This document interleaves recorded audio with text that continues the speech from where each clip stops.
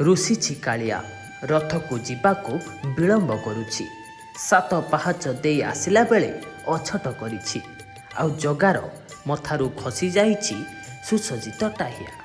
ହଁ ଆଜ୍ଞା, ଶ୍ରୀ ସୁଦର୍ଶନ, ଶ୍ରୀ ବଳଭଦ୍ର, ଦେବୀ ସୁଭଦ୍ରାଙ୍କ ପରେ ଧାଡ଼ି ପହଣ୍ଡିରେ ଆସିଛନ୍ତି ଜଗତର ନାଥ ପ୍ରଭୁ ଜଗନ୍ନାଥ। ପ୍ରବଳ ବର୍ଷା ଭିତରେ ବଡ଼ଦାଣ୍ଡ ଜନସମୁଦ୍ର ପାଲଟିଛି।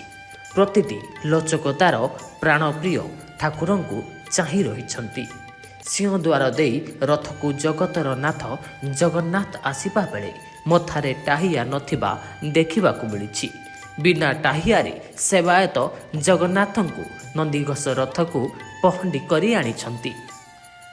ଟାହିଆ କୁଆଡ଼େ ଗଲା? ମିଳିଥିବା ସୂଚନା ଅନୁସାରେ ପହଣ୍ଡି ବେଳେ କଳା ସାଆନ୍ତକୁ ଟାହିଆ ପିନ୍ଧା ଯାଇଥିଲା। ତେବେ 7 ପାହାଚ ନିକଟରେ ଜଗା ମଥାରୁ କୌଣସି କାରଣରୁ ଟାହିଆ ଖସି ପଡ଼ିଛି। ତେବେ କେଉଁ କାରଣରୁ କଳା ଠାକୁରଙ୍କ ଟାହିଆ ଖସି ପଡ଼ିଲା ତାହା ସ୍ପଷ୍ଟ ହୋଇନାହିଁ। ବିନା ଟାହିଆରେ କଳା ଠାକୁର ଝୁଲି ଝୁଲି ରଥକୁ ଆସିଛି।